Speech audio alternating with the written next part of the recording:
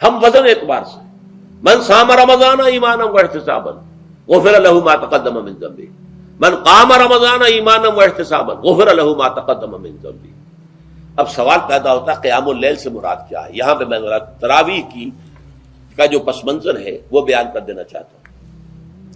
دیکھیے، جیسا کہ ہم نے خطبے میں بھی دیکھ لیا، اللہ نے قیام اللیل جو ہے اسے فرض نہیں ٹھہرایا تطوعا، قرآن مجید میں بھی اس کا کوئی ذکر نہیں، احادیث میں اس کی تشویق و ترغیب پوری موجود ہے۔ ایک اور حدیث بھی ہم بعد میں پڑھیں گے اس پر۔ اس کا پس منظر کیا تھا کہ اس کو چھوڑ دیا گیا۔ اب ظاہر بات ہے مسلمانوں میں کمزور بھی ہیں، مسلمانوں میں وہ مزدوری کرنے والے بھی ہیں، روزہ تو فرض ہے ان پر، چاہے مئی کا مہینہ ہے اور گندم کاٹنی ہے، روزہ تو پھر بھی رکھنا ہوگا، یہ سب کچھ، لیکن یہ کہ رات کو پھر کھڑے رہنا ان کے لیے، جاگنا ممکن نہیں، لہذا ان کے اوپر یہ چیز فرض نہیں۔ حضور نے تراویح کی نماز یا قیام اللیل نہ اسے فرض قرار دیا، نہ اس کے باجماعت کوئی اہتمام کیا مستقل، صرف 3 راتیں آپ نے جماعت کروائی ہے، اس میں 8 رکعتیں آپ نے پڑھی ہیں کہ جو آپ کا معمول تھا تہجد کا وہ پڑھی، اور تہجد کے وقت ہی جماعت کرائی ہے۔ یہ ہے وہ حدیث۔ اس کے علاوہ کسی نماز تراویح جو ہے جو ہم پڑھتے ہیں 20 رکعتیں عشاء کے ساتھ متصل، اس کا کوئی ذکر نہ دور نبوی میں ہے نہ دور صدیق اکبر میں ہے۔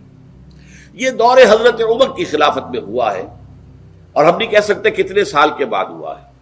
حضرت عمر رضی اللہ تعالیٰ عنہ کی خلافت کا دور جو ہے وہ تو 10 برس ہے، ہو سکتا ہے 5 برس کے بعد ہوا ہو، 6 برس کے بعد ہوا ہو، 12 ہوا ہے ان کے عہد میں۔ حضرت عمر ایک مرتبہ مسجد میں داخل ہوئے، مسجد نبوی میں، تو دیکھا کہ کچھ لوگ 8، 10، 12 جو ہیں وہ ایک جو ہے حافظ کے پیچھے کھڑے ہوئے اور قرآن سن رہے، کچھ دوسرے کونے میں کھڑے ہیں، کچھ کہیں اور کھڑے ہیں، مختلف جماعتیں ہو رہی ہیں۔ تو انہوں نے سوچا کہ کیوں نہ ان سب کو ایک امام کے پیچھے جمع کر دیا جائے، اور اس کے لیے لوگوں کی سہولت کے لیے عشاء کے ساتھ متصل رکھ دیا جائے، اس لیے کہ تہجد کے وقت اٹھنا جو ہے وہ تو ہر کس و ناقص کا کام نہیں ہے، کہ عشاء کے بعد اگر تھوڑا سا اضافی وقت ہو صرف، تو یہ ہر شخص کر لے گا، مزدور بھی کر لے گا۔ لہذا آپ نے یہ نظام تجویز فرمایا کہ عشاء کے متصلاً بعد 20 رکعت نماز پڑھی جائے اور ایک امام کے پیچھے پڑھی جائے۔ یہ گویا کہ اجتہاد ہے حضرت عمر رضی اللہ تعالی عنہ، اس کو آپ نے خود بدعت بھی قرار دیا ہے، لیکن بدعت حسنہ۔ بدعت کس اعتبار سے؟ لغوی اعتبار سے، نئی بات، اس لیے کہ حضور کے زمانے میں نہیں تھی، تو یہ اس طریقے سے ایک نئی بات ہے، لیکن یہ بات چونکہ بہت اچھی ہے، بہت عمدہ ہے۔ آپ جب یہ نظام چل پڑا تو ایک دن مسجد میں آئے، دیکھا کہ بڑی بھری مسجد ہے، صحابہ کھڑے ہیں اور ایک امام کے پیچھے قرآن سن رہے ہیں۔ آپ نے فرمایا نعم البدعۃ ھذہ، یہ جو ہم نے نئی بات شروع کی ہے یہ بہت اچھی ہے، بہت عمدہ ہے۔ اب یہاں سے فرق واقع ہو گیا ہے۔ ایک تو اہل تشیع جو ہے وہ تو ویسے ہی حضرت عمر سے بہت دشمنی رکھتے ہیں، عناد رکھتے ہیں، تو حضرت عمر کے اجتہادات سے انہیں نفرت ہے، انہیں دوری ہے، چاہے وہ کوئی سا بھی حضرت عمر کا اجتہاد ہو۔ ہمارے ہاں اہل حدیث حضرات بھی در حقیقت حضرت عمر یا کسی اور خلیفہ راشد کے فعل کو وہ سمجھتے ہیں کہ یہ ایگزیکٹو آرڈرز ہیں، یہ ہمیشہ کے لیے نہیں ہے۔ حضرت عمر نے اپنے دور میں ایک نظام قائم کیا، ان کے دور کے لیے ٹھیک تھا، یہ ہمیشہ کے لیے نہیں۔ ہمیشہ کے لیے وہ 8 ہی رکعتوں کے قائل ہیں، وہ تہجد والے، لیکن اس میں بہرحال انہوں نے بھی خود یہ اضافہ کیا ہے کہ وہ 8 رکعتیں وہ عشاء کے ساتھ متصل پڑھتے ہیں، تہجد کے وقت تو نہیں پڑھتے۔ اور حضور نے تو صرف 3 روز جو ہے وہ کرائی تھی جماعت، وہ لوگ 30 دن یا 29 دن پڑھ رہے ہیں، تو اضافہ تو انہوں نے بھی کر دیا، وہ نظام میں تبدیلی تو ہو گئی۔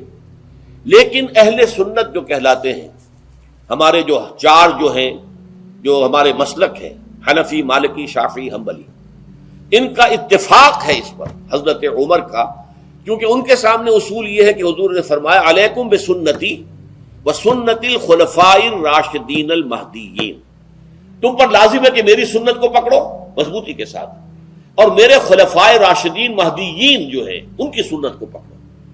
اس اصول سے یہ چاروں فقہیں جو ہیں حضرت عمر کے اجتہادات جو ہیں ان کو بھی پابندی سمجھتے ہیں کہ تمام عمر کے لیے، قیامت تک کے لیے امت مسلمہ پر ان کی پیروی لازم ہے، لہذا اس میں اجماع ہے۔ اور یہاں تک کہ یہ سب سے آخری جو اس میں مسلک پیدا ہوا ہے زمانی اعتبار سے، سب سے پہلے مسلک جو ہے حنفی پیدا ہوا ہے، پھر مالکی پیدا ہوا ہے، پھر شافعی پیدا ہوا ہے، اور پھر حنبلی آخری ہے۔ اور امام احمد ابن حنبل بہت بڑے محدث بھی ہیں۔ مسند احمد ابن حنبل جو ہے وہ بہت بڑی کتاب ہے، بہت اہم کتاب ہے، جامع کتاب ہے۔ تو ان کے ہاں بھی 20 رکعتیں ہیں۔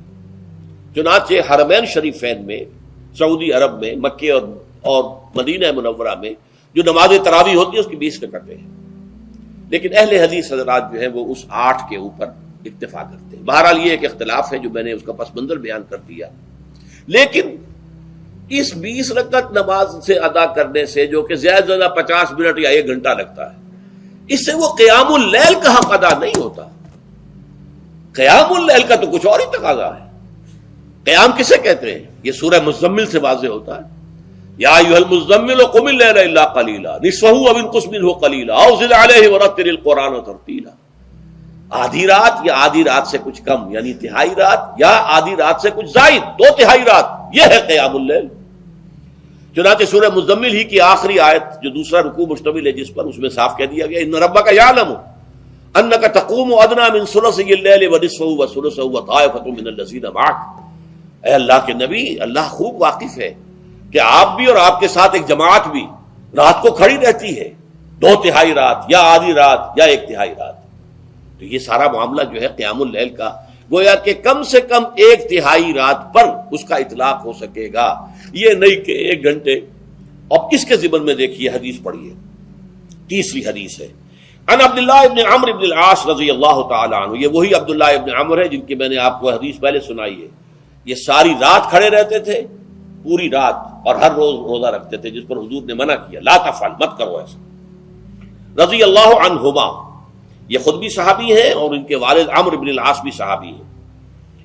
ان رسول اللہ صلی اللہ علیہ وسلم قال، کہ اللہ کے رسول صلی اللہ علیہ وسلم نے فرمایا الصیام والقرآن یشفعان للعبد، روزہ اور قرآن بندے کے حق میں شفاعت کریں گے۔ یقول الصیام، روزہ یہ عرض کرے گا اللہ کی جناب میں، اے رب پروردگار، انی منعتہ الطعام والشہوات بالنہار، میں نے تیرے اس بندے کو دن کے دوران کھانے پینے سے اور اپنی شہوت کا تقاضا پورا کرنے سے روکے رکھا، یہ میری وجہ سے روکا رہا، تو میری شفاعت اس کے حق میں قبول فرما، فشفعنی فیہ، میری شفاعت اس کے حق میں قبول فرما۔ ویقول القرآن، قرآن کیا کہے گا؟ منعتہ النوم باللیل، میں نے اسے رات کے وقت سونے سے، نیند سے روکے رکھا، فشفعنی فیہ، تو اس کے حق میں میری شفاعت قبول فرما۔ حضور فرماتے فیشفعان، ان دونوں کی شفاعت قبول کی جائے گی۔ یہ ہے قیام اللیل۔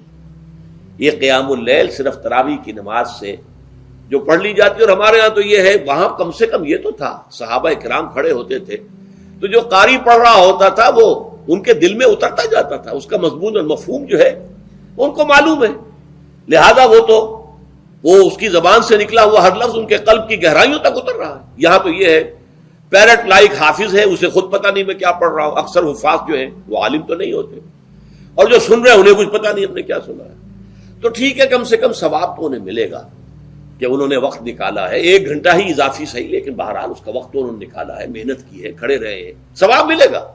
لیکن جو مقصد ہے وہ حاصل نہیں ہوتا۔ اس مقصد کے حصول کے لیے اول تو قیام اللیل کی کم سے کم مدت 1/3۔ اگر کوئی شخص فرض کیجئے کہ اس کے ہاں کوئی اور انتظام نہیں ہے، جیسا کہ ہمارے ہاں ہم نے انتظام کیا ہے، بڑے بڑے شہروں میں دورہ ترجمہ قرآن، اس میں ہمیں 5 گھنٹے لگ جاتے، نصف شب کے قریب جو ہے معاملہ ہو جاتا۔ اس میں کیا ہوتا ہے کہ ہر 4 رکعت سے پہلے جو اس کے اندر پڑھا جانا ہے حصہ قرآن کا، اس کا پہلے ہم مطالعہ کرتے ہیں بیٹھ کر، ترجمہ اور کچھ موٹے موٹے نکات کی جو ہے وضاحت، پھر کھڑے ہو گئے اور قاری صاحب کے پیچھے 4 رکعتوں کے اندر وہ 4 رکوع یا جتنے بھی ہیں پڑھ لی، سن لیے، پھر بیٹھ گئے 4 کے بعد، پھر اگلی 4 رکعتوں کے اندر جو کچھ پڑھا جانے والا ہے اس کا ترجمہ، اس کی تفہیم ہو گئی، پھر کھڑے ہو گئے، پھر سن لیا۔ اس طریقے سے 5-6 گھنٹے میں تراویح ختم ہوئی، تو تراویح بھی ہو گئی، حضرت عمر کے اجتہاد پر عمل بھی ہو گیا، 20 تراویح ہو گئی، لیکن یہ ہے کہ اس کے ساتھ جو اصل غرض و غایت ہے قیام اللیل کی وہ بھی حاصل ہو گئی۔ یہ ہم نے 17 سال پہلے شروع کیا تھا یا 18 سال پہلے، اور وہ انشاءاللہ اللہ کے فضل و کرم سے اب چل رہا ہے، بڑے بڑے شہروں میں ہو رہا ہے۔ لاہور میں جن مقامات پر ہو رہا ہے وہ تازہ جو ندائے خلافت ہے اس کے اندر آپ اس کی فہرست دیکھ لیں۔ کراچی میں تو اس سے غالباً 3 گنا مقامات کے اوپر وہ کام ہو رہا ہے، اور دوسرے شہروں میں بھی ہو رہا ہے۔ تو اس سے در حقیقت وہ غرض و غایت، وہ حکمت جو ہے پوری ہوتی ہے کہ یہ دونوں چیزیں پیرلل ہیں۔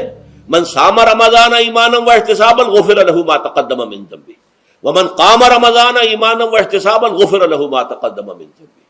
تو صیام اور قیام جو ہے ان دونوں کا حق ادا ہو